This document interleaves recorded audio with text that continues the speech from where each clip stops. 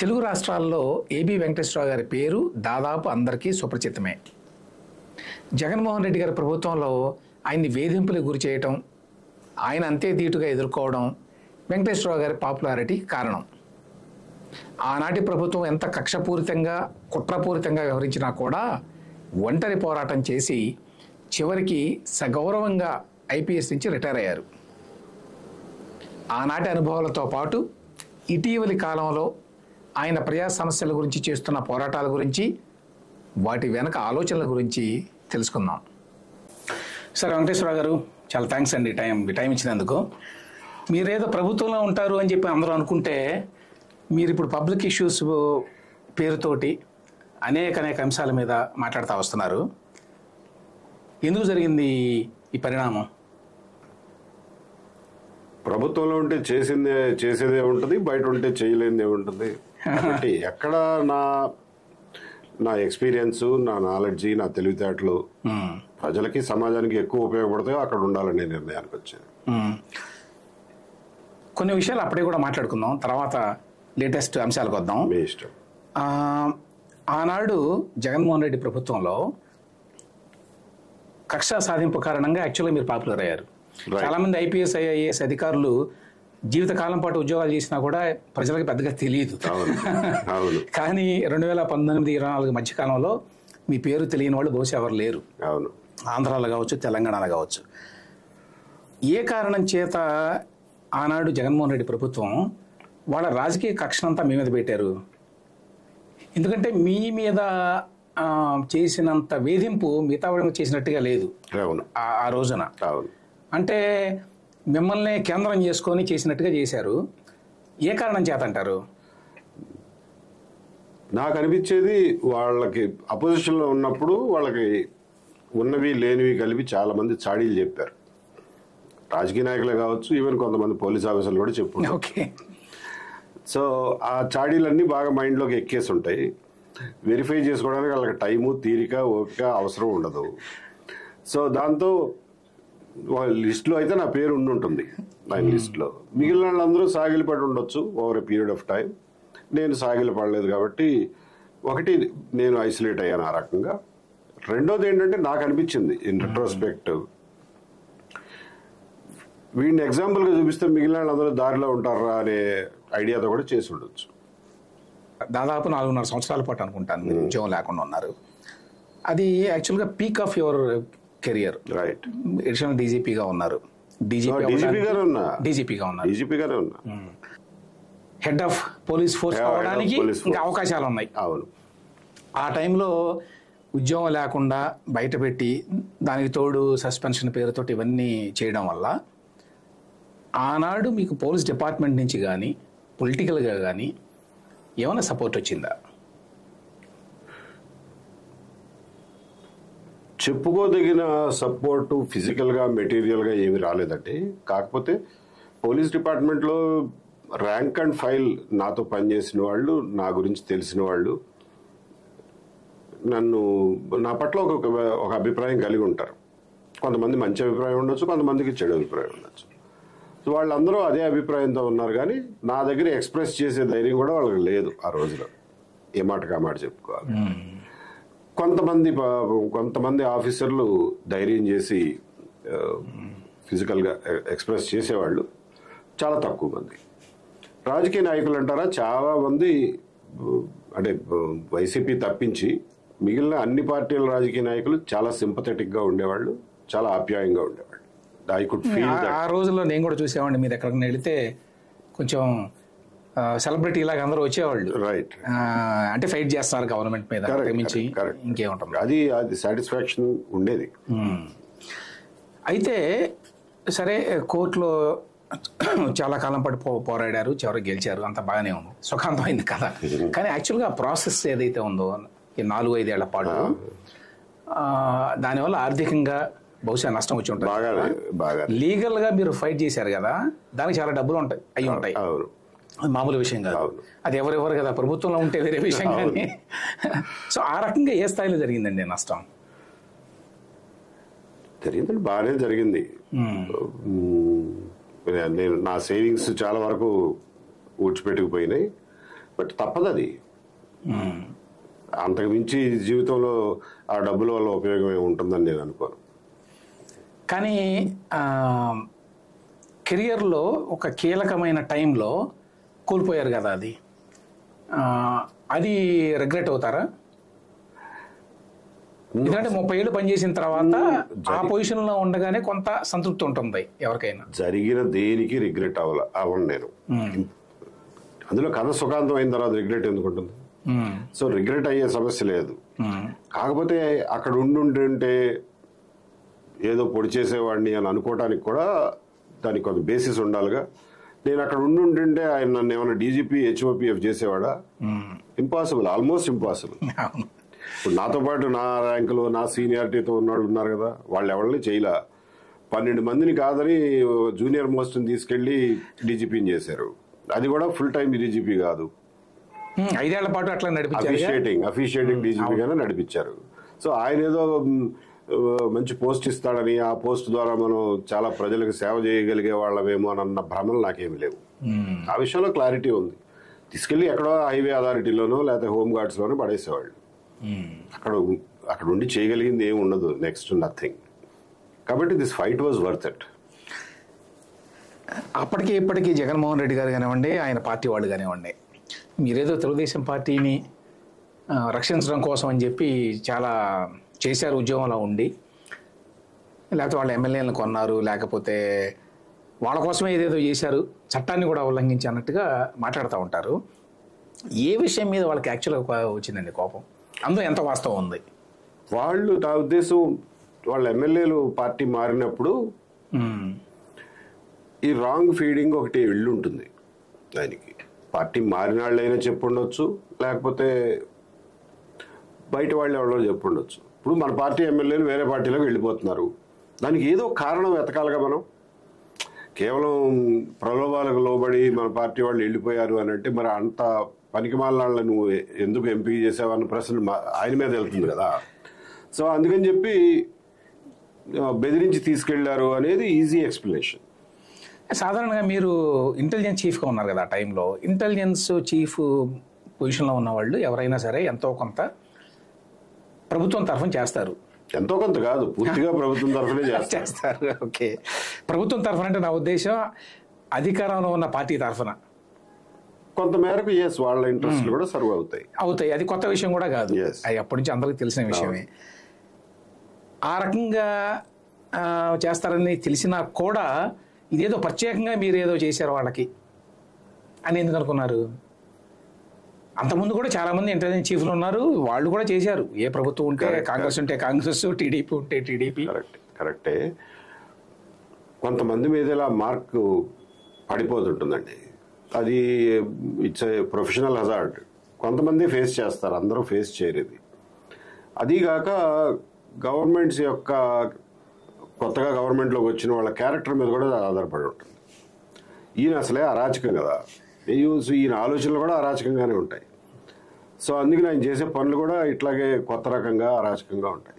అంతకుముందు కూడా 2004లో గవర్నమెంట్ మారినప్పుడు అంతకుముందు ఉన్నటువంటి ఇంటెలిజెన్స్ చీఫ్ మీద కూడా ఈ రకంగానే బురద జల్లి నానా రకాలుగా యాగి చేశారు.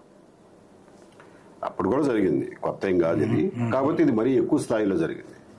చేసి చాలా మంది పోలీస్ ఆఫీసర్లే ఆయన మీద కక్ష తీర్చుకోవాలి అనే పంతంతో ఇంకా ఉన్నాయి లేని విపరీతంగా అప్పట్లో గవర్నమెంట్ మోసి ఆయన మీద కేసులు పెట్టించాలని ట్రై చేశారు, రకరకాలుగా ప్రయత్నాలు చేశారు. కాకపోతే ఆ రోజుల్లో ఇంత స్థాయిలో సస్పెన్షన్లు లేకపోతే ఇలాంటివి చేయటం లాంటివి చేయలే. సో ఆయన కూడా తలంచుకుని వెళ్ళిపోయారు, మనకు టైం కాదు, మనకు అనవసరం, వీళ్ళతో గొడవ ఎందుకని చెప్పి సస్పెండ్ చేయకపోతే నేను కూడా తలంచుకుని వెళ్ళిపోయా. 8 నెలల పాటు నేనేం మాట్లాడలేదుగా.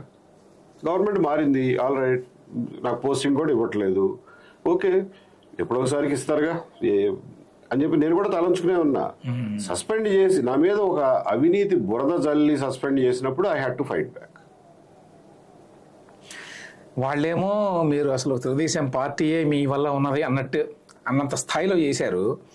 అదంతా చూసి చాలామంది మీరు చాలా దగ్గర తెలుగుదేశం పార్టీకి, కాబట్టి ఆ గవర్నమెంట్ రాగానే మీకు కిరీటం పెడతారు, మిమ్మల్ని ఏదో చేస్తారు. ఇన్ఫ్యాక్ట్ కొత్తగా గవర్నమెంట్ ఏర్పడినప్పుడు నాకు గుర్తు ఏమిటంటే పోలీసు అధికారులకు సంబంధించిన పోస్టింగ్లన్నీ కూడా మీరే నిర్ణయిస్తున్నారు అని. అవును, అది కూడా నడిచింది. ఆ పుకారు కూడా నడిచింది చాలా రోజులు. పుకారు కదండి, నాకు తెలిసి సాక్షి లాంటి పత్రికల్లో వచ్చినాయి కూడా. కరెక్టే రాశారు. శతకోటి అబద్ధాల్లో ఇది ఒక అబద్ధం అనుకోండి, అది కొత్త కాదు. అయితే చివరికి జరిగింది ఏమిటి, మీకు పోలీస్ హౌసింగ్ కార్పొరేషన్ చైర్మన్గా పదవిని ప్రభుత్వం ప్రకటించింది, కొత్త ప్రభుత్వం. దాన్ని తీసుకోలేదు మీరు, దాని గురించి ఏం ప్రకటన కూడా చేయాలా మీరు, జస్ట్ తీసుకోలేదు అంతే. ఎందువల్ల తీసుకోలేదు?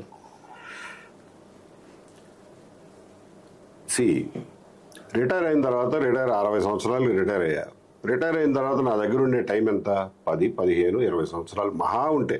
బాగా అదృష్టవంతుని అయితే ఇంకొక 20 సంవత్సరాలు ఆరోగ్యంగా ఉంటాం. ఈ 20 సంవత్సరాలు నేను ఏం చేయాలి అనేది నేనే నిర్ణయించుకోవాలిగా, నా జీవితానికి నేనే బాధ్యుడిని.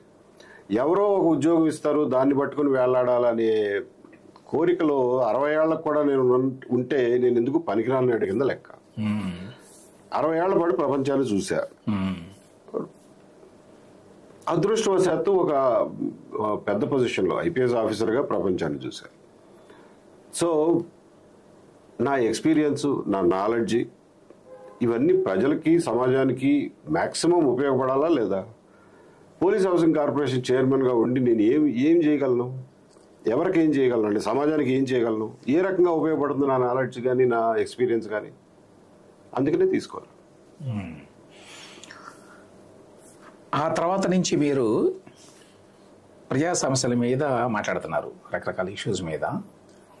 దానివల్ల చాలామంది ఏమనుకుంటారంటే, మేబీ ఈవెన్ తెలుగుదేశం పార్టీ సపోర్టర్లు కూడా మీరేదో కోరుకున్నారు, అది ఇవ్వలేదు మీకు, ఆ కోపాన్ని మనసులో పెట్టుకొని ఇవాళ ప్రభుత్వాన్ని వేలెత్తి చూపుతున్నారు అనేక ఇష్యూస్లో.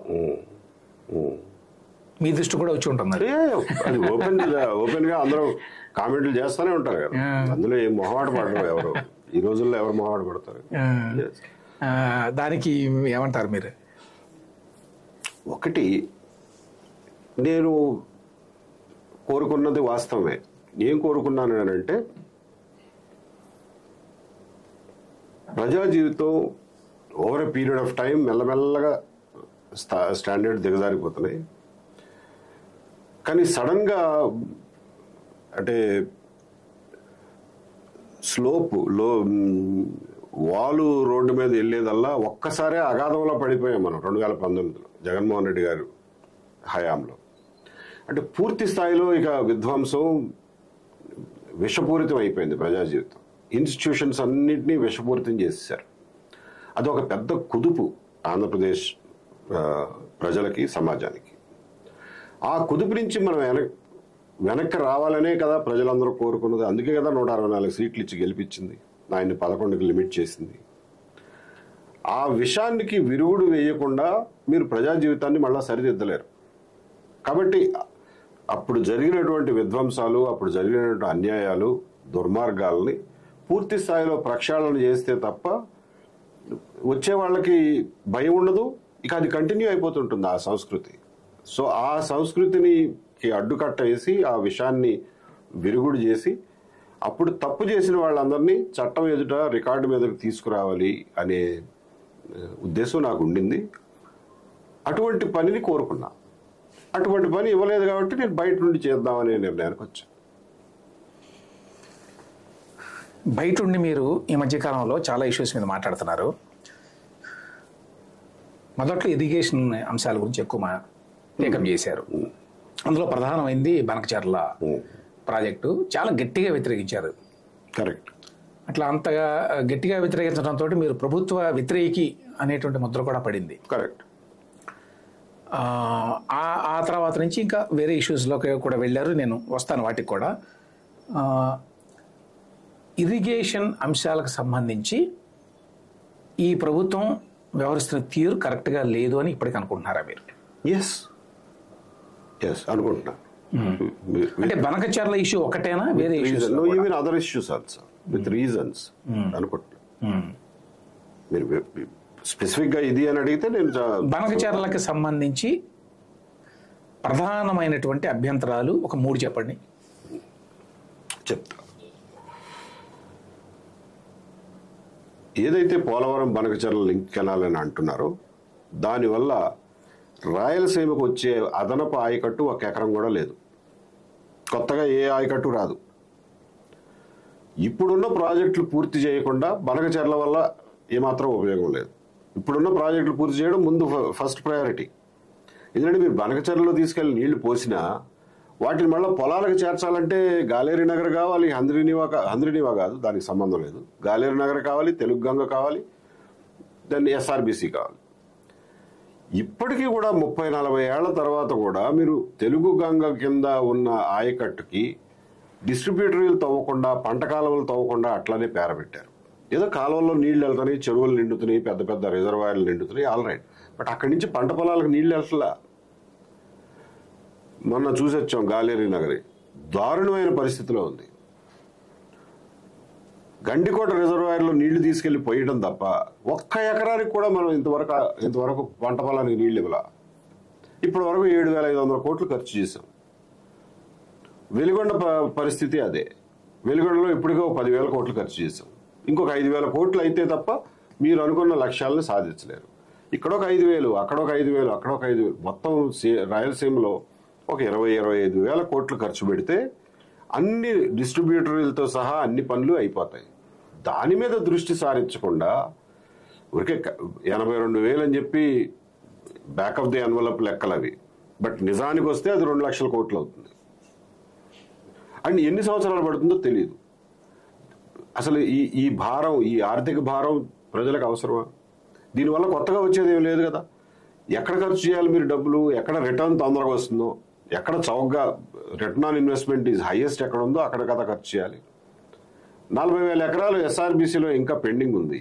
250 కోట్లు ఖర్చు పెడితే సరిపోతుందని ఇంజనీర్లే చెప్తున్నారు పాపం. అంటే ఎకరానికి 60,000 ఖర్చు చేస్తే పంట పొలానికి నీళ్లు వెళ్తాయి. That is the highest return on investment as on today in entire Rayalaseema, entire state also. దానికి కదా ఖర్చు పెట్టాలి మనం ముందు. అది మేము అనేది. మీరు 3 కారణాలు అడిగారు. బనకచెర్ల వల్ల కొత్తగా ఆయకట్టు ఏమీ రాదు, 1.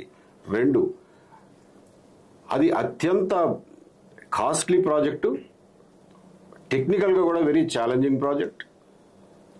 ఆ పర్యావరణ అనుమతులు కానివ్వండి, సొరంగాలు తవ్వడం, 25 కిలోమీటర్ల సొరంగం తవ్వడం కానివ్వండి, రకరకాల అన్ని. తెలంగాణ కూడా ఉంది కదా. తెలంగాణ అది అసలు ఇష్యూ కాదు. ఇష్యూ కాని దాన్ని తెలంగాణ వాళ్ళు ఇష్యూ చేశారు తప్ప అసలు దాని మీద వాళ్ళు మాట్లాడడానికి వాళ్ళకి ఏమీ హక్కు లేదు, అవసరం కూడా లేదు. పాపం వాళ్ళకి ఏమీ ఇష్యూస్ లేక టీఆర్ఎస్ మొదలెట్టిందని కాంగ్రెస్ మొదలెట్టిందని టీఆర్ఎస్ ఒకళ్ళ మీద వాళ్ళు పోటీలు పడి ప్రకటనలు ఇచ్చుకున్నారు తప్ప తెలంగాణకి దీనివల్ల వచ్చిన నష్టం ₹1 లేదు. మొత్తం రూపాయల నష్టం అంతా ఆంధ్రప్రదేశ్కే. అదే ఒత్తుకుంటున్నాం వాళ్ళకి. సో అసలు అది ఇప్పుడప్పుడే పూర్తయ్యే ప్రాజెక్ట్ కాదు. 3 ఏళ్లలో పూర్తి చేస్తాం అంటున్నారు. చెప్పడానికి కూడా కొంచెం సంశయించాలి కదా ఇట్లాంటి మాటలు చెప్పడానికి. 2, 3వది, దీని మీద పోసే డబ్బుల్ని మీరు బొల్లాపల్లి దాకా తీసుకొచ్చి రిజర్వాయర్లలో పెట్టి అక్కడి నుంచి పెన్నాకి తరలించండి. నాగార్జున సాగర్ రైట్ కెనాల్ని స్టెబిలైజ్ చేస్తూ దాంట్లో ఇంకొక 5 లక్షల ఎకరాల ఆయకట్టు ఉంది. దాన్ని కొత్తగా ఆయకట్టు క్రియేట్ చేస్తూ గ్రావిటీ ద్వారా పెన్నా దాకా తీసుకెళ్ళొచ్చు, సోమశిల దాకా. దానికి ఖర్చు పెడితే బెటర్. కానీ మీ దగ్గర నిజంగా డబ్బులు ఉంటే అది కూడా ఎప్పుడు చేయాలి? ముందు రాయలసీమలో సగం చేసి వదిలేసిన ప్రాజెక్టులు అన్నింటినీ కంప్లీట్ చేయాలి. అందుకని మేము సీరియస్గా వ్యతిరేకించాం. 3వది అతిపెద్ద ఇదేమిటంటే పోలవరం బనకచెర్ల లింక్ కెనాల్ అనేది ఇంజనీర్ల దగ్గర నుంచి కానీ, ప్రజల దగ్గర నుంచి కానీ, రాజకీయ పార్టీల దగ్గర నుంచి వచ్చిన డిమాండ్ కాదు, కాంట్రాక్టర్ దగ్గర నుంచి వచ్చిన ప్రపోజల్. దాన్ని మీరు ఎలా నెత్తికి మీద వేసుకుని ముందుకు తీసుకెళ్తారు అనేది మా ప్రశ్న. కాంట్రాక్టర్లు, పెద్ద పెద్ద కంపెనీలు ఈ విషయంలో అయితే చాలా మంది మెగా పేరు తీసుకొస్తున్నారు. మెగా వాళ్ళు ప్రపోజ్ చేశారు దీన్ని అని, వాళ్ళ కోసమే చేస్తున్నారు అనేది విమర్శ. అయితే చాలా మందికి అర్థం కాని విషయం ఏంటంటేనండి, ఇప్పుడు చంద్రబాబు నాయుడు గారికి చాలా ఎక్స్పీరియన్స్ ఉంది ఇరిగేషన్ విషయంలో కూడా, బాగానే తెలిసిన వాడు అన్నీ. అటువంటి వ్యక్తి ఏదో ఒక కాంట్రాక్టర్ ఎవరో ఒక ప్రపోజల్ ఇచ్చారు కాబట్టి, లేకపోతే అందులో ఏదో కొంత అవినీతికి పాల్పడవచ్చు అనేటువంటి ఉద్దేశంతో పార్టీకో మరొకళ్ళకో ఉపయోగం అని చెప్పి చేస్తారా? ఇంత పెద్ద ప్రాజెక్టు, 80,000 కోట్లు, 1,00,000 కోట్లు అయ్యే ప్రాజెక్టు, దాని మూలంగా ఇతరత్ర ప్రయోజనాలు లేకుండా. Okay, fair question. అయినప్పుడు బనకచర్ల ప్రాజెక్టు ఏ రకంగా సమర్థనీయమో సోషియో ఎకనామిక్ ఫీజిబిలిటీని బట్టి కానివ్వండి, లేకపోతే దాని అవసరాన్ని బట్టి కానివ్వండి, ఎవరో ఒకరు ఇప్పటి వరకైనా ఒక ఇరిగేషన్ మినిస్టర్ గారో లేకపోతే అధికారులు ఎవరో ఒకళ్ళు రాజకీయ పార్టీయో లేకపోతే ప్రభుత్వమో దాని గురించి వివరంగా ఎక్స్ప్లెయిన్ చేసి చెప్పాలి కదా. ఎందుకు చెప్పట్లా? అంత పారదర్శకత లేకుండా ఎందుకు టేకప్ చేయాలి ప్రాజెక్టులు? కాళేశ్వరం ప్రాజెక్టు ఎవరిదో మానసపుత్రిక అన్నట్టు చేశారు, ఎవరితోనూ ఏమీ చెప్పలా. అప్పట్లో కొద్దో గొప్ప నిరసన స్వరాలు వినిపించినా మీరు తెలంగాణకు వ్యతిరేకులు కాబట్టి మీరు ఇట్లా అంటున్నారు అని చెప్పి ఇవాళ ఏమైంది? ఆ ప్రాజెక్టు వల్ల 1,50,000 కోట్లకు మునిగారు తెలంగాణ ప్రజలు. రేపు పొద్దున ఆంధ్రప్రదేశ్ ప్రజలు కూడా మునగాల ఆ స్థాయికి. పోలవరం బనకచర్ల లింక్ కెనాల్కి డిపిఆర్ తయారు చేయడానికి, అనుమతులు తీసుకురావడానికి అని బ్లా బ్లా బ్లా రకరకాల లిస్ట్ ఆఫ్ పనులు చెప్పి, చార్టర్ ఆఫ్ డ్యూటీస్ చెప్పి ఒక టెండర్ రిలీజ్ చేశారు. ఇంత చిన్న టెండర్ పేపర్లో వచ్చింది. ఈ ప్రొక్యూర్మెంట్కి వెళ్ళి చూసుకోమన్నారు. ఈ ప్రొక్యూర్మెంట్కి వెళ్ళి మేము ఆ ఇష్యూ మీద మాట్లాడుతున్నాం కాబట్టి అసలు అందులో ఏముందో చూద్దామని ఈ ప్రొక్యూర్మెంట్కి వెళ్ళి చూసాం. అప్లోడ్ చేయలే. 13వ తారీఖున ఏమో పేపర్లో అడ్వర్టైజ్మెంట్ వచ్చింది. ఈ ప్రొక్యూర్మెంట్కి వెళ్ళి అదే రోజు మర్నాడు చూస్తే ఏమీ లేదు. అందులో ఒక ఫోన్ నెంబర్ ఉంది, కాంటాక్ట్ ఫోన్ నెంబర్. ఆయనకు ఫోన్ చేసి ఏమండి అడ్వర్టైజ్మెంట్ వచ్చింది, ఇందులో సైట్లో కనబట్టలేదు అంటే, వాళ్ళు పంపలేదండి, మేము పెట్టలేదు, వాళ్ళు పంపినప్పుడు పెడతాం, వాళ్ళు ఎప్పుడు పంపుతారో మాకు తెలీదు అని. చూస్తూ ఉన్నాం 22వ తారీఖు వరకు చూసాం. 22వ తారీఖున కూడా లేదు.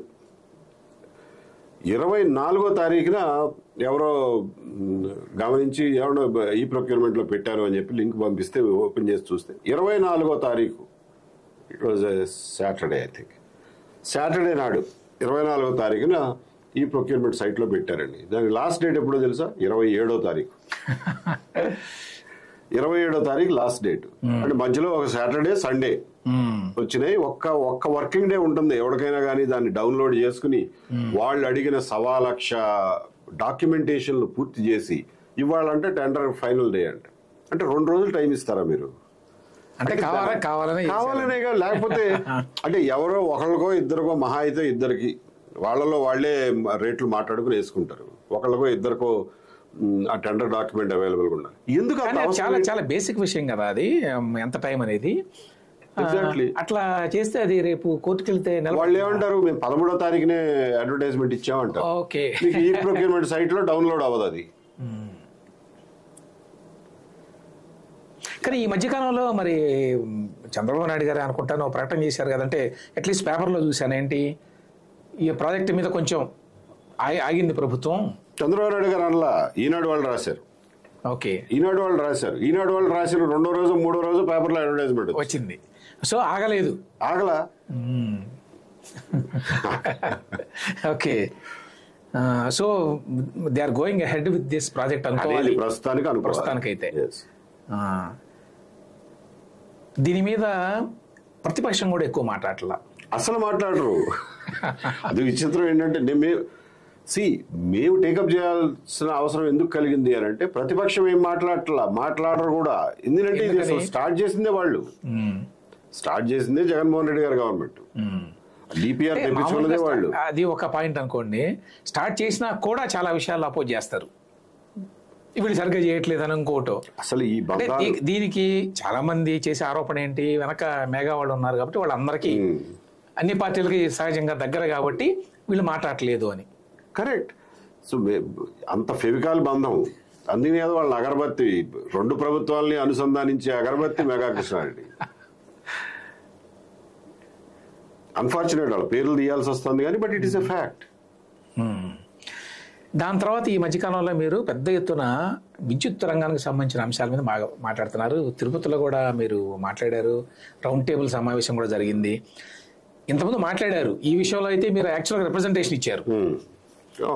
ఏంటి, ట్రాన్స్ఫార్మర్ల కొనుగోలులో పెద్ద ఎత్తున అవినీతి జరుగుతోంది అని ఆ లెక్క. Only just one instance of ఇది ఎలక్ట్రిసిటీకి సంబంధించిన రంగంలో జరుగుతున్న అవినీతికి సంబంధించి ఒకటే అది ఒక చిన్న అంశం. ఇలాంటివి ఎన్నో ఉన్నాయి. అందులో ఉన్న ప్రధానమైన అంశాలు ఏంటి చెప్పండి.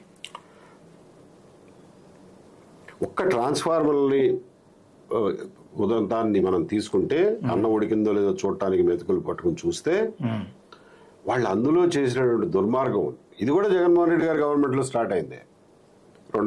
స్పెసిఫిక్గా 2023లో స్టార్ట్ అయింది. 2023లో స్టార్ట్ అయినప్పుడు కరెక్ట్గా యాక్టర్స్, దీనికి కావాల్సిన యాక్టర్స్ అందరూ వాళ్ళ పొజిషన్స్లో కరెక్ట్గా సెట్ అయ్యారు. అప్పుడు స్టార్ట్ అయింది అది. అసలు ఎవరిని పోటీ పడేదానికి అవకాశం లేదు. పోటీ నుంచి అందరినీ తప్పించేశారు. చిన్న చిన్న పరిశ్రమల వాళ్ళు దాదాపు 200-300 మందిని ఎంప్లాయ్ చేసేవాళ్ళు, కొన్ని వేల మంది ఈ రకంగా కార్మికులు ఉండే ఎంఎస్ఎంఈలు దాదాపు మూతపడే పరిస్థితికి తీసుకొచ్చారు. ఎవరిని పోటీ చేయనీలా. వారంటీ కండిషన్స్, ఈ పర్ఫార్మెన్స్ బ్యాంక్ గ్యారంటీలు ఇవన్నీ ఉంటాయి కదా, ఆ విషయాల్లో అసలు విపరీతమైన వెసులుబాటు ఇచ్చారు షిరిడి సాయి ఎలక్ట్రికల్స్కి.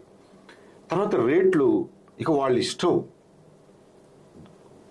కళ్ళు చెదిరిపోయే రేట్లు వేసుకుని కాంట్రాక్ట్లు. అవును, మీరు అందులో మీరు ఇచ్చిన రిప్రజెంటేషన్లో కూడా లెక్కలు ఇచ్చారు. ఏంటి, పక్కన రాష్ట్రాల్లో ఈ రేట్ ఉన్నది ట్రాన్స్ఫార్మర్, 5 స్టార్ రేటింగ్ అయితే లక్షకి తక్కువే ఉంటే 1,80,000 ఏపీలో. స్పెసిఫిక్ గా కావాలంటే 5 స్టార్ కాదు, 2 స్టార్ గురించి మాట్లాడితే 2 స్టార్ ట్రాన్స్ఫార్మర్లు అన్ని స్టేట్లు కొన్నాయి. 2 స్టార్ ట్రాన్స్ఫార్మర్లు ఉత్తరప్రదేశ్ 73,000, ఛత్తీస్గఢ్ 75,000, తెలంగాణ 87,000, ఆంధ్రప్రదేశ్ 1,20,000. ఏమంటే మీరు ట్రాన్స్ఫార్మర్లు తయారు చేస్తే ఆల్రెడీ అందులో కొంత ప్రాఫిట్ బిల్డప్ అయి ఉంటుంది.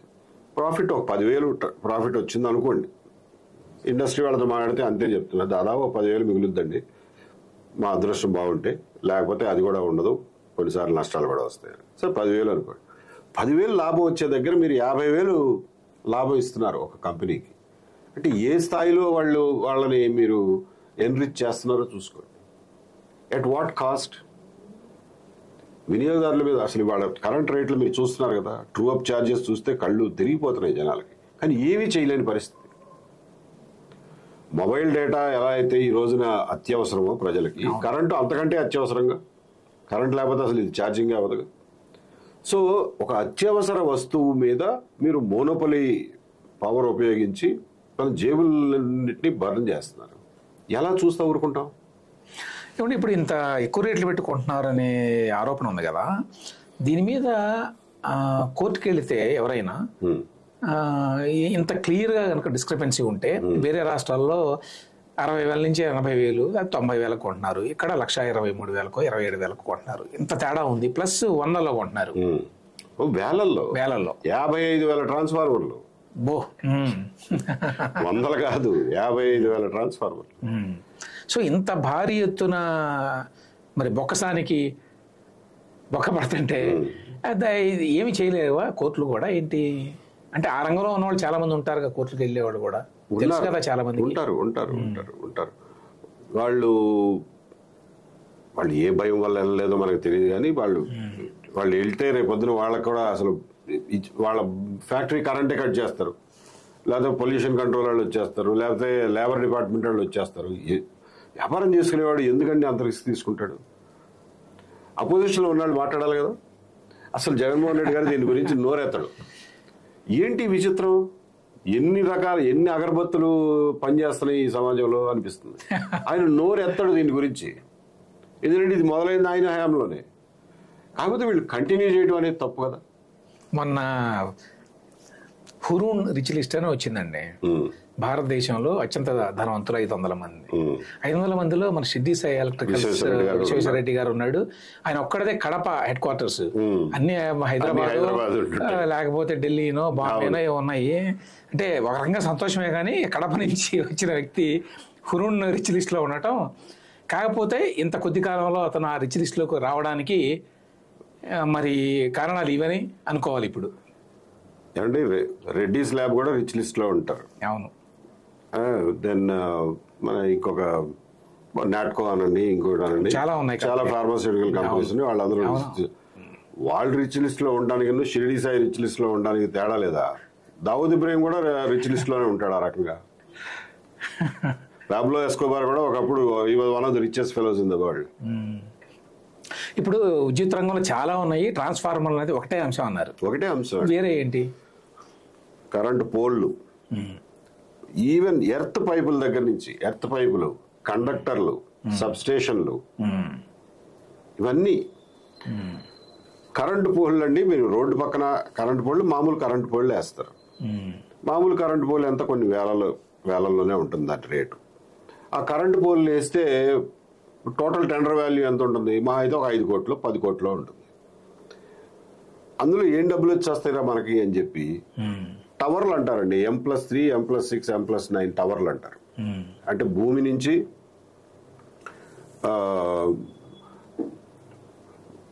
ఎంత హైట్లో కడతారు అనే దాని గురించి 3 రకాల టవర్లు ఉంటాయి.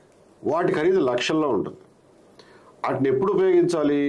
ఎక్కడైనా రోడ్డు దాటిస్తున్నప్పుడు 17 ఫీట్ మినిమం హైట్ మనం క్లియరెన్స్ ఇవ్వాలి కాబట్టి 20 ఫీట్లోనో 25 ఫీట్లోనో పైనుంచి లైన్లు రోడ్డు దాటుతాయి. మీరు ఎప్పుడైనా గమనిస్తే అప్పుడు ఆ రోడ్డుకి అటుపక్కన ఒక టవరు, ఇటు పక్కన ఒక టవర్ వేసి లైన్ లాగుతారు. రోడ్డు వెంబటే వెళ్ళే టవర్లకి అవి అక్కర్లా, రోడ్డు వెంటనే వెళ్ళే లైన్లకి మామూలు కరెంట్ స్తంభాలు చాలు. కానీ మామూలు కరెంట్ స్తంభాలు ఉపయోగించాల్సిన చోట టవర్లు ఉపయోగించారు. ఎందుకయ్యా అంటే కాంట్రాక్ట్ పరిమాణం పెరుగుతుంది, కమిషన్లు ఎక్కువ వస్తాయి కాబట్టి. అది లక్షల్లో ఉంటాయి దాని డబ్బులు, దాని ఖరీదు. అది కూడా 3 లక్షలు ఉండే దగ్గర వీళ్ళు షిరిడి సాయికి 7 లక్షలు 8 లక్షలకు ఇచ్చారు. కొన్ని ఎగ్జాంపుల్స్ చెప్తున్నా. ప్రతి చోట ఎక్కడ పర్చేజ్ ఉంటే అక్కడ షిరిడి సాయి ఉన్న దగ్గర అన్ని రేట్లు హైక్ చేసి పడేశారు. మామూలు హైక్ కాదు, 10,000 20,000 ఎక్కువ ఇవ్వడం కాదు, లక్షల్లో ఎక్కువ ఇవ్వడం. దీనివల్ల ఇవాళ SPDCL పరిస్థితి అయితే 13,000 కోట్లు అప్పున్న కంపెనీ 39,000 కోట్లకు వెళ్ళింది. ఇవన్నీ చివరికి మనమే కదా కట్టేది. ఇవాళ కాదు 10 ఏళ్లకైనా మన దగ్గర నుంచి ట్రూ అప్ ఛార్జెస్ అని వసూలు చేస్తారు. ఎవరో పాయింట్అవుట్ చేశారండి, ఇప్పుడు విజయానంద్ గారు చీఫ్ సెక్రటరీ అయ్యారు కదా. మామూలుగా చీఫ్ సెక్రటరీ దగ్గర డిపార్ట్మెంట్స్ ఏమి ఉండవు, కానీ ఈయన దగ్గర ఎనర్జీ కరెక్ట్ డిపార్ట్మెంట్ ఉన్నది ఇప్పటికే అని. ఎందుకంటే అంతకుముందు ఆయన ఆ రంగంలో చాలా కాలంగా ఉన్నాడు. అంతకుముందు ఎనర్జీ సెక్రటరీ ఆయన, చీఫ్ సెక్రటరీ అవ్వకముందు. సో ఇవన్నీ కూడా కొంచెం ఫెసిలిటేట్ చేయడం కోసం కొనసాగిస్తున్నారు అనుకోవాలా? కరెక్ట్ కరెక్ట్ ఫ్యాక్ట్ అది. ఈయన ఎనర్జీ సెక్రటరీ అయిన తర్వాతే మొదలైంది ఈ షిరిడి సాయి దోపిడీ. అది ఇప్పటికీ కంటిన్యూ అవుతుంది. అంటే దీన్ని బట్టి ఎవరైనా ఇన్ఫ్లుయెన్స్ ఏంటంటే అనుకునేది, గత ప్రభుత్వంలో ఏం జరిగిందో అవే జరుగుతున్నాయి ఈ ప్రభుత్వంలో కూడా. అంటే ఆ ప్రభుత్వానికి ఈ ప్రభుత్వానికి తేడా లేదని చెప్తున్నారా మీరు అనే ప్రశ్న వస్తుంది నెక్స్ట్. కరెక్ట్. మేము ఎత్తి చూపించేవన్నీ కూడా అదే డైరెక్షన్లో ఇండికేట్ చేస్తున్నాయి. విత్ ఎవిడెన్స్ చెప్తున్నాంగా, నోటి మాటగా చెప్పటం కాదుగా. సో దాన్ని ఏ విష సంస్కృతి నుంచి, ఏ అగాధం నుంచి సమాజాన్ని మళ్ళీ దారిలో పెట్టాలి అని అనుకున్నాము మనం గత 5 ఏళ్లలోనూ, అది జరగనప్పుడు తీవ్రమైనటువంటి నిరాశ అయితే ఎదురవుతుందిగా. దీంతో పాటు మీరు కొన్ని వేరే ఇష్యూస్ గురించి కూడా ఈ మధ్య రెస్పాండ్ అయ్యారు. కందుకూరు ఇన్సిడెంట్ ఒకటి వాటిల్లో. రైట్. దాని గురించి నాకు కూడా కొన్ని అభిప్రాయాలు ఉన్నాయి. అంటే నా అభిప్రాయం ఏంటంటే ఆ విషయంలో వాళ్ళకి ఆ చనిపోయిన వ్యక్తి ఫ్యామిలీకి ప్రభుత్వం సాయం చేసింది. అది పెద్ద విశేషం ఏం కాదు, వాళ్ళకి చేసిన సాయం ఏమీ పెద్ద అమౌంట్ కాదు, దానివల్ల ఏదో ప్రభుత్వ ఖజానాకి వచ్చే నష్టం ఉంటుందని కాదు. కానీ అంతకుముందు జరిగిన పరిణామం ఏంటంటే, ఇదేదో 2 కులాల మధ్య గొడవని, ఒక కులం వాళ్ళు ఇంకో కులం వాళ్ళని వెంటాడి వేధిస్తున్నారు, మారణకాండ చేస్తున్నారు, ఇట్లాంటి మాటలు కూడా వాడారు అని విమర్శలు చేసిన నేపథ్యంలో ఈ రకంగా చేయడం వల్ల ఏ విమర్శలు అయితే చేశారో వాటిని నిజమని చెప్పినట్టుగా అయింది అనేది నాకున్న అభ్యంతరం. నా అభ్యంతరం కూడా అదే. అదేనా? నా అభ్యంతరం కూడా అదే. అది ఒకటే కాదు, అది మెయిన్ అభ్యంతరం. ఏవైతే తప్పుడు ఆరోపణలు చేశారో, ఒక మామూలు హత్య అన్నప్పుడు 2 మనుషులు ఉంటారండి, చంపేవాడు ఉంటాడు, చచ్చిపోయేవాడు ఉంటాడు. మోర్ ఆఫెన్ దాన్ నాట్ 2 కులాలకు సంబంధించిన వాళ్ళు ఉంటారు ఏ హత్యలో అయినా, ఏ ఇన్సిడెంట్లో అయినా. అంత మాత్రం చేత చంపినవాడి కేవలం కులం ఆధారంగానే చంపాడు అని అంటే నేను వాస్తవాల్లోకి వెళ్ళాలిగా. కొన్నిసార్లు నిజమై ఉండొచ్చు, నేను కాదంటలా. అలా కులహంకారం లేదని చెప్పను, డామినేషన్ లేదని చెప్పను, బట్ వాస్తవాల్లోకి వెళ్ళాలిగా. వీళ్ళు ఈ పర్టికులర్ కేసులో వాస్తవాల్లోకి వెళ్ళి చూస్తే అది ఏదీ నిజం కాదు. ఇందులో కులహంకారం అనేటటువంటి ఇన్ఫర్ చేయడానికి కూడా, మనం చూచాయిగా అనుకోవడానికి కూడా అవకాశం లేని కేసు ఇది. అటువంటి దాంట్లో మీరు కులాన్ని చొప్పించి ఏదో రెండు కులాల మధ్యన పోరాటం లాగా చేసి దాన్ని ఎండోర్స్ చేసినట్టుగా గవర్నమెంట్ యాక్షన్స్ ఉంటే అది దేనికి దారితీస్తుంది? సమాజం విచ్ఛిన్నానికి దారి చేస్తుందా? సమాజంలో అందరూ కలిసి బతకడానికి దారి చేస్తుందా? దీన్ని ఏ రకంగా ఎగ్జాంపుల్గా తీసుకుని రేపు పొద్దున ప్రతి వాళ్ళు మొదలెడతారు. ఎట్లా సమర్థనీయం అది? అదొకటే కాదు, నేను I'm coming from A much broader perspective on this. గత 30, 40, 50 ఏళ్ల నుంచి కూడా అంతకుముందు కులం అనేది కొంత వ్యక్తిగత విషయం. ఎప్పుడైనా కులం అనేది ఎవరికైనా వ్యక్తిగత విషయం. అది ఇంటి గడప దాడి బయటికి వెళ్ళకూడదు, ప్రజా జీవితంలో దానికి స్థానం ఉండకూడదు. అట్లాంటిది కేవలం ప్రతి దానికి కులం ఆధారంగా అంచనాలు వేయడం, తూకాలు వేయడం, రాజకీయాలు చేయడం అనేది గత 30, 40 ఏళ్లలో బాగా అలవాటైంది. దీనివల్ల ఆంధ్రప్రదేశ్ రాష్ట్రం చాలా నష్టపోయింది అనేది నా నిశ్చితాభిప్రాయం. దీనివల్ల బాగుపడిన వాడు ఎవడన్నా ఉన్నాడా అని అంటే ఏ కులవాడు బాగుపడిందల్లా ఈ కులం పేరు చెప్పుకుని కులాలను రెచ్చగొట్టి ఒకడేదో ఒక కులానికి రిప్రజెంటేటివ్ అన్నట్టుగా తను అభివర్ణించుకుని రాజకీయంగా బాగుపడడానికి వాళ్ళు బాగుపడ్డారు తప్ప ప్రజలు ఏమీ బాగుపడలా. మీరు మొన్న ఆటో డ్రైవర్లకి ఏదో కాంపెన్సేషన్ ఇచ్చారు, 10,000, 15,000 ఇచ్చారు, వాహన మిత్ర అని చెప్పి ఇచ్చారు. ఇచ్చినప్పుడు అనుకోకుండా ఎక్కడో సోషల్ మీడియాలోనూ అక్కడ చూశాను. ఆ అంకెలు కనుక వాస్తవాలు అయి ఉంటే ఆటో తోలుకునే వాళ్ళలో అన్ని కులాల వాళ్ళు ఉన్నారు. కొంతమంది ఎక్కువ ఉన్నారు, కొంతమంది తక్కువ ఉన్నారు. బట్ అంటే నేను అనేది ఏంటంటే ఏ కులంలో వాడైనా వాడి బతుకు తెరుగు, వాడి పెళ్ళాం పిల్లల్ని పోషించుకోవడం, వాడి నిత్య సంఘర్షణలో వాడు మునిగి తేలుతా ఉన్నాడు. ఈ కులాలు ఏవి ఎవడికి కూడు పెట్టట్లా. ఎవడు కష్టం వాడు పడుతున్నాడు, ఎవడు సంపాదన సంపాదించుకుంటున్నాడు. మోసాలు చేసి బతికే వాళ్ళు అన్ని కులాల్లోనూ ఉంటారు. ఎవడు మోసం చేసినా దాన్ని మోసాన్ని మనం క్రైమ్ అనాలి తప్ప దాన్ని కులం అడ్డం పెట్టకూడదు దానికి. సో అయినప్పుడు ప్రజలందరూ కులాలతో సంబంధం లేకుండా వాళ్ళ తిప్పలాళ్ళు పడుతున్నప్పుడు దైనందిక జీవితంలో ఎవ్రీడే డిస్కోర్స్లో మాట్లాడుకునే మాటల్లో రాజకీయాల్లో కులం ప్రభావం ఇంతగా తీసుకొచ్చినాడు ఏమవుతుందంటే మిగిలిన విషయాలన్నీ మరుగున పడిపోతాయి. పొద్దున్న లేచిన దగ్గర నుంచి కందుకూరులో ఎవడ తప్పు ఎవడ రైటు అని మీరు మీ ఎనర్జీ టైం అంతా లెక్కేసుకుంటా కూర్చుంటే మీరు అసలు బనకచర్ల గురించి ఆలోచించలేరు, ఇరిగేషన్ ప్రాజెక్టుల గురించి ఆలోచించలేరు. అడ్మినిస్ట్రేషన్లో జరిగే తీవ్రమైనటువంటి అవినీతి, అలసత్వం, దానివల్ల జరిగే ఆలస్యం, దానివల్ల జరిగే దైనందిక జీవితంలో జరిగే ఇబ్బందులు, వీటి గురించి ఏం ఆలోచించలేరు. మీ టైము మీ మైండ్ అంతా దీని మీదే కాన్సన్ట్రేట్ చేస్తా కూర్చుంటే కరెంటు బిల్లులు కడుతున్నావు, ఏంట్రా బాబు దీని గురించి ఏంటి అని ఆలోచించే టైము మీకు ఉండదు. వాటిని అడ్రస్ చేయాల్సిన అవసరం కూడా ప్రభుత్వాలకు ఉండదు. ప్రజలు హ్యాపీగా కులాల పేరు చెప్పి కొట్టుకు వస్తున్నారు కదా, బిజీగా ఉన్నారు, వాళ్ళని అట్లాగే ఉంచండి. కావాలంటే ఇంకొంచెం అగ్నికి ఆజ్యం పోయండి అనుకుంటారే తప్ప అసలు విషయాలని చర్చకు రావడాన్ని, ప్రజల్లో చర్చ జరగడాన్ని ప్రభుత్వాలు కూడా కావాలనుకో. దీని నుంచి బయటపడాలి సమాజం అంటున్నా. ఇవాళ కాదు రేపైన 21వ శతాబ్దంలో ఉన్నామండి. మరీ ఇంకా ట్రైబల్ మెంటాలిటీని వేడకపోతే ఎట్లా? ఏది ఇంపార్టెంట్, మన బతుకు తెరువుకి ఏది ఇంపార్టెంట్, మన పిల్లల భవిష్యత్తుకి ఏది ఇంపార్టెంట్ అనే దాని మీద ఫోకస్ షిఫ్ట్ చేయమని నా కోరిక.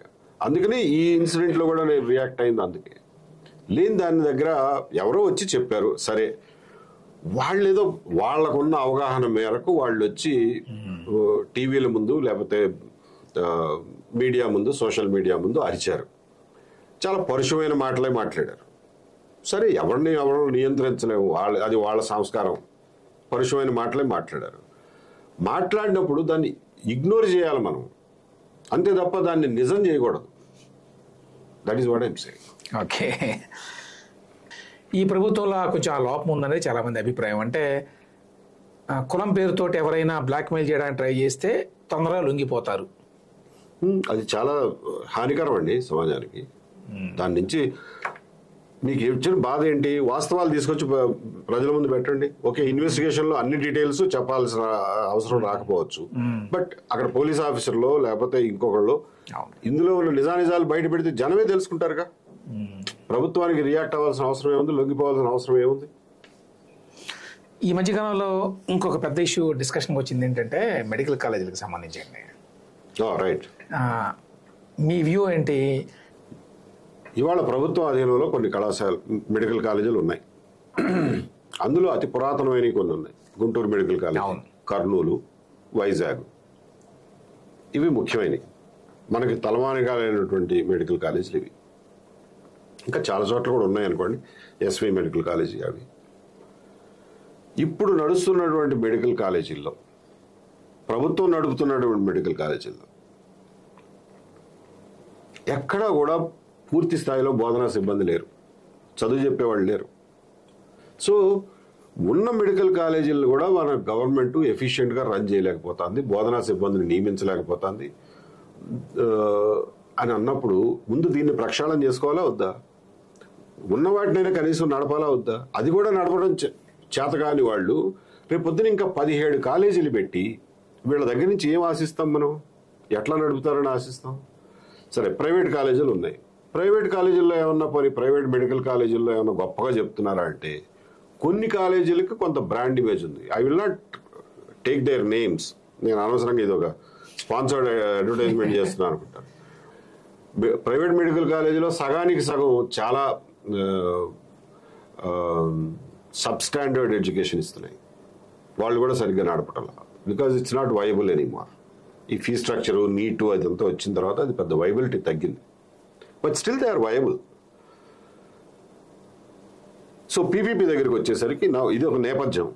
ఈ నేపథ్యంలో పీపీపీ దగ్గరికి వచ్చేసరికి నేను స్టడీ చేస్తే నాకు కనపడింది ఏంటంటే, జగన్మోహన్ రెడ్డి గారు 17 మెడికల్ కాలేజీలు తీసుకొచ్చి అందులో 6 ఏమో ఒక స్కీమ్ కింద, మిగిలినవి వేరే స్కీమ్ కింద, 6 ఒక స్కీమ్ కింద, మిగిలినవి ఇంకొక స్కీమ్ కింద తీసుకొచ్చారు. దాని ఫైనాన్సింగ్కి మోడల్స్ అయ్యో తీసుకొచ్చారు. జగన్మోహన్ రెడ్డి గారు తీసుకొచ్చిన స్కీమ్కి ఇప్పుడు ప్రభుత్వం తీసుకొచ్చినటువంటి స్కీమ్కి అడ్మిషన్స్లో ఎటువంటి తేడాలు లేవు. అందులో ఏ పిల్లలకైతే అడ్మిషన్స్ వచ్చేవో ఇప్పుడు కూడా అదే పిల్లలకి అడ్మిషన్స్ వస్తాయి. 50% category A, 35% category B, 15% category C. వీళ్ళు కూడా అదే రేషియో మెయింటైన్ చేస్తున్నారు. కేటగిరీ ఏకి ఎలాగో గవర్నమెంట్ ఫీజులే 5,000 6,000 ఉంటాయి సంవత్సరానికి, నామమాత్రపు ఫీజులు. కేటగిరీ బిలో వీళ్ళు 12 లక్షలు ఉన్నదాన్ని 10 లక్షలు చేశారు. కేటగిరీ సిలో 20 లక్షలు ఉన్నదాన్ని 25 లక్షలు చేశారు ఈ గవర్నమెంట్. ఆ స్వల్ప మార్పులే తప్ప అడ్మిషన్ ప్రొసీజర్లో ఏమి తేడా లేదు. నా ఎందులో తేడా ఉందాయా అని అంటే, ఆ మెడికల్ కాలేజీకి అనుబంధ ఆసుపత్రి ఏదైతే ఉందో ఆ ఆసుపత్రిలో ఉండే రోగుల చికిత్స ఖర్చుల విషయంలో మాత్రమే తేడా ఉంది. జగన్మోహన్ రెడ్డి గారి స్కీమ్ ప్రకారం ఆ హాస్పిటల్లో జాయిన్ అయ్యే రోగులందరికీ ప్రభుత్వ ఆసుపత్రిలో ఎలా అయితే ఫ్రీగా వైద్యం చేస్తారో అదే రకంగా వైద్యం చేయాలి అనేది ఆయన పెట్టిన స్కీమ్. ఈ గవర్నమెంట్ వచ్చిన తర్వాత చేసిన స్కీమ్ ఏంటంటే, పీపీపీ మోడల్లో తీసుకొచ్చినప్పుడు మీరు రోగుల దగ్గర నుంచి కొంత వసూలు చేసుకోవచ్చు, మాకేం అభ్యంతరం లేదు, కాకపోతే కొన్ని నెంబర్ ఆఫ్ బెడ్స్, ఈ గొడవ అయిన తర్వాత చెప్పారు అది కూడా, certain number of percentage of beds ఫ్రీగా ఇవ్వాలని మేము రిస్ట్రిక్షన్ పెడతాంలేండి అని. అసలు నేననేది ఈ రెండు ఎందుకు? అసలు మీరు ఆరోగ్యశ్రీ అనే కార్యక్రమం ఎందుకు తీసుకొచ్చారు? That is an admission of failure of the government system of providing health. Government hospital పనిచేయట్లేదు, గవర్నమెంట్ హాస్పిటల్కి ఎవడు వచ్చి వైద్యం చేయించుకోవడానికి ఇష్టపడటం లేదు, గవర్నమెంట్ హాస్పిటల్లో కెపాసిటీ సరిపోవటం లేదు అనే కదా మీరు ఆరోగ్యశ్రీ తీసుకొచ్చింది. అంటే మీ గవర్నమెంట్ హెల్త్ సిస్టమ్ని ఫెయిల్యూర్ని మనం ఒప్పుకునే కదా ఆరోగ్యశ్రీ తీసుకొచ్చింది. ఆరోగ్యశ్రీని గొప్పగా చెప్పుకునే వాళ్ళు మళ్ళీ గవర్నమెంట్ హాస్పిటల్ని మాత్రమే రన్ చేయాలని ఎట్లా చెప్తారు? There is a dichotomy in that. ఈ గవర్నమెంట్ వచ్చిన తర్వాత పేద ప్రజలందరికీ అప్ టు 25 lakhs ఏదో insurance scheme, health insurance scheme. సరే, అది పెట్టినా పెట్టకపోయినా అంతకుముందు ఆరోగ్యశ్రీని ఇప్పుడు ఎన్టీఆర్ హెల్త్ వైద్య సేవ అన్నారు. ఎన్టీఆర్ వైద్య సేవ ప్రకారం కార్పొరేట్ హాస్పిటల్లోనే మీరు అన్ని వైద్యాలకి మీరు రీఎంబర్స్ చేస్తున్నప్పుడు రేపొద్దున పీపీపీలో నడిచే కాలేజీలో చేరే రోగులకు కూడా రీయింబర్స్ చేస్తారు ఎట్లాగూ. ఇందులో 2 విషయాలు ఉన్నాయి సార్. ఒకటేమో జగన్మోహన్ రెడ్డి గారు అయితే విమర్శలు చేస్తున్నాడు ఆయన పార్టీ, ఆయన చేసిన దానికి దీనికి తేడా లేదు కాబట్టి దాన్ని విమర్శించేటువంటి నైతిక హక్కు ఆయనకి ఏమీ లేదు ప్రత్యేకంగా, అనేది ఒక ఇష్యూ. రెండోదేమో ఆబ్జెక్టివ్ గా వాళ్ళతో సంబంధం లేకుండా, పార్టీలతో సంబంధం లేకుండా ప్రైవేటైజ్ చేయటం అనేది దానివల్ల మేలా కాదా అని నా ఉద్దేశంలో ప్రైవేటైజ్ చేయడమే మేలు. అంతకు మించి గత్యంతరం లేదు. ఈ ప్రభుత్వాలు నడపలేవు, ఈ ప్రభుత్వాలు ఆసుపత్రులు కానీ మెడికల్ కాలేజీలు కానీ నడపలేవు అనేది ఇప్పటికి ప్రూవ్ అయిపోయింది. ఇంకా they don't have the capacity to run them, they are not capable anymore. అందుకని చెప్పి దాన్ని అలా ఉన్న కాలేజీలను కూడా క్రమక్రమంగా ప్రైవేటైజ్ చేస్తేనే మేలు. కానీ ప్రైవేట్ కాలేజీల మీద మనకు నమ్మకం ఉండి కాదు ఈ మాట చెప్తున్నది, ప్రభుత్వం మీద నమ్మకం సడలిపోయి. ప్రైవేట్ కాలేజీల్లో ఏవో నిబంధనలు ఉంటాయి, వాళ్ళు కొన్ని రిస్ట్రిక్షన్స్ అయితే అన్ని కాలేజీలకు ఉంటాయి అనుకోండి. వాళ్ళకి గవర్నమెంట్ కాలేజీలో ప్రతి సంవత్సరం వాళ్ళ రెన్యువల్కి వచ్చినప్పుడు ఢిల్లీ నుంచి నేషనల్ మెడికల్ కౌన్సిల్ వాళ్ళు వచ్చినప్పుడు ఆ ప్రొఫెసర్ల పోస్టులు నింపడానికి తాత్కాలికంగా ఒక కాలేజీ నుంచి ఇంకొక కాలేజీకి తీసుకొచ్చే దుస్థితిలో ఉంది. గవర్నమెంటే మోసపూరితంగా నడుపుతుంది ఈ కాలేజీలని, నిబంధనలకి సరిపడా మనుషులు లేరు. కాబట్టి ప్రైవేట్కి ఇచ్చినా కానీ నష్టమేమీ లేదు. వాళ్ళైతే కొంతలో కొంత బెటర్గా నడుపుతారు. 1, 2 వాళ్ళ బ్రాండ్ ఇమేజ్ని కాపాడుకోవడం కోసం కొంచెం కష్టపడతారు. గవర్నమెంట్లో బ్రాండ్ ఇమేజ్ నిలుపుకోవాలని ఎవడుకుంటుంది? కాకపోతే మనం ఎవరన్నా వైద్యుల దగ్గరికి వెళ్ళినప్పుడు ప్రతివాడు ఎంబీబీఎస్ ఇంకొక మాస్టర్స్ డిగ్రీ తగిలించుకుని ఉంటాడు. ఒక్కటే ఒక రిస్ట్రిక్షన్ పెట్టాలి, బ్రాకెట్లో ఏ కాలేజీలో చదువుకున్నాడో రాయమని. జస్ట్ కాలేజీ పేరు రాస్తే చాలు. దెన్ ఒక పేషెంట్ గా నేను డిసైడ్ చేసుకుంటా వీడిని నమ్మొచ్చా లేదా, వీడు చదివిన కాలేజీ కొంచెం సరైందా కాదా అని చెప్పి. అది ఒక్కటి చేస్తే చాలు, ప్రైవేట్ కాలేజీలు అన్ని స్టాండర్డ్స్ మెయింటైన్ చేయడం మొదలెడతాయి. ఇవాళ అది లేదు కాబట్టి ప్రతివాడు డాక్టర్గా చెల్లుబాటు అయిపోతున్నాడు. ఓకే, చివరిగా ఓవరాల్ గా కూటమి ప్రభుత్వం పెర్ఫార్మెన్స్ ఎట్లా అనిపిస్తుందండి? ఇదే బేసిక్గా ఏ ఎక్స్పెక్టేషన్స్తో అయితే ఈ ప్రభుత్వం కావాలని చెప్పి ప్రజలందరూ ఇంత ఉవ్వెత్తున ఓటింగ్లో పాల్గొని 1-sidedగా ఓట్లేసి ఇంత భారీ మెజారిటీతో గెలిపించారు, ఆ అంచనాలకు తగినట్లుగా అయితే పనిచేయడం లేదు. ఓకే, ఇవన్నీ మీరు ఇట్లా చాలా అంశాల మీద మాట్లాడుతున్నారు, విమర్శిస్తున్నారు, ఇవన్నీ చేస్తున్నారు కాబట్టి మీరేదో రాజకీయాలకు రావాలనుకుంటున్నారు. దానికి తొలిమెట్టుగా ఇదిగో ఈ కార్యక్రమం మొదలుపెట్టారు అని కూడా ఒక అభిప్రాయం ఉంది. ఈ సోషల్ మీడియా యుగంలో అంటే నిన్నేం జరిగిందో కూడా ఇవాళ మర్చిపోతాం. నేను ఏప్రిల్ 13వ తారీఖు అమలాపురంలో ఒక చిన్న పత్రికా సమావేశం ఏర్పాటు చేసి నేను ఈ రోజు నుంచి రాజకీయాల్లోకి వస్తున్నాను అని చెప్పి డిక్లేర్ చేశారు. ఓకే, అది మర్చిపోయారు అందరూ. ఆల్రెడీ వచ్చానని చెప్పి కూడా 6-7 నెలలు అయింది, ఇంకా కొత్తగా రాజకీయాల్లో రావడం ఏంటి? క్లియర్ గా కాదు. జనం యొక్క ఆసక్తి ఎట్లా ఉంటదంటే రాజకీయాల్లోకి వచ్చామనే దానికంటే కూడా ఏ పార్టీలో చేరబోతున్నారు లేకపోతే సొంత పార్టీ పెట్టబోతున్నారా, అది ఎక్కువ ఆసక్తి. తెలియదు, వాట్సాప్ యుగంలో అన్ని తొందరగా అయిపోవాలి, నెక్స్ట్ 5 minutes లో మనకు అన్నిటికీ సమాధానాలు రావాలి అంటే కుదరదుగా. This is life, it runs at its own pace. So నేను ఏ ఉద్దేశాలతో రాజకీయాల్లోకి వచ్చానో కూడా ఆ రోజు చెప్పా. జగన్మోహన్ రెడ్డి గారు జగన్ నెవర్ అగైన్ అనే ప్రథమ లక్ష్యంతో, ప్రాధాన్యతతో, ఆ ఉద్దేశంతో రాజకీయాల్లోకి వచ్చాను. అదే ఉద్దేశంతో పనిచేస్తాను కూడా. But it doesn't mean that నేను ఎవరికో జగన్ నెవర్ అగైన్ అంటే మరి మీరు పలానా వాళ్ళకి అనుకూలమా అని అనుకోవాల్సిన అవసరం లేదు. జగన్మోహన్ రెడ్డి గారు కానీ ఆయన ప్రవేశపెట్టినటువంటి విష సంస్కృతి కానీ ఆయన ప్రవేశపెట్టినటువంటి అణచివేత దుర్మార్గాలు కానీ ఎక్కడ ఉన్నా ఇవాళకి కూడా ఉన్నా కానీ ప్రశ్నించి అటువంటి సంస్కృతి నుంచి మన సమాజాన్ని బయటపడేయడం కోసమే నా శేష జీవితాన్ని ఉపయోగించాలనే నిర్ణయం తీసుకున్నాను. కాబట్టి నాకు క్లారిటీ ఉంది. అంటే మీరు అంత మరి విమర్శించేటువంటి జగన్మోహన్ రెడ్డి గారి ప్రభుత్వం ఇప్పుడు మీరు చేస్తున్న ఈ విమర్శల కారణంగా మళ్ళీ రావడానికి అవకాశం ఏర్పడుతుంది. సో కూటమి ప్రభుత్వాన్ని మీరు ఒక రకంగా బలహీనం చేస్తున్నారు. కూటమి ప్రభుత్వాన్ని బలహీనపరచడం కానీ బలపరచడం కానీ నా ఉద్దేశం కాదు. రెండు నా ఆబ్జెక్టివ్స్ కావు.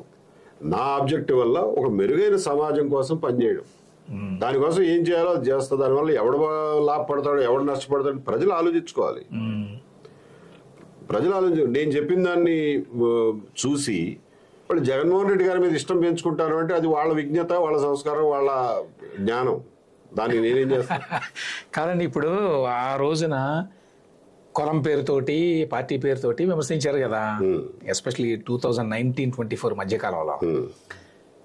ఇప్పుడు మరి జగన్మోహన్ రెడ్డి గారు లేకపోతే ఆయన పార్టీ వాళ్ళు ఏమనుకుంటా ఉండి ఉంటారు, ఈయనేంటి ఈ ప్రభుత్వంలోకి వెళ్ళి మన మీద మళ్ళీ ఏదో చేస్తాడు పోరాటం అనుకుంటే ఈ ప్రభుత్వం మీద విమర్శలు మొదలు పెట్టాడేమిటి అని వాళ్ళు ఎవరు అనుకుంటారు. సమస్య సహజం, అది నేనే దాన్ని కాదని కన్ఫ్యూజ్ అవుతారా వాళ్ళు, ఏమిటి మన అంచనాలు కరెక్ట్ కాదా అని. రాజకీయ నాయకులు ఏ కన్ఫ్యూజన్ లోనైనా ప్రజలకు వచ్చిన నష్టమే లేదు. ప్రజలకు క్లారిటీ ఉంటే చాలు. ఈ ఇష్యూస్ మీద, జరుగుతున్న తప్పుల మీద, లేకపోతే బెటర్ సమాజం అంటే ఏంటి, మెరుగైన భవిష్యత్తు అంటే ఏంటి అనే విషయం మీద వాళ్ళకి ఏమాత్రం అవగాహన కల్పించగలిగినా కానీ నా మిషన్ సక్సెస్ అయినట్టు. సో ఎవరికి లాభం ఎవరికి నష్టం అనేది అంత సంబంధం లేకుండా ఇష్యూస్ సంబంధించి మాట్లాడుతూనే ఉంటాను అని అంటున్నారు. Okay sir, thank you very much అండి. Thank you, it's a pleasure.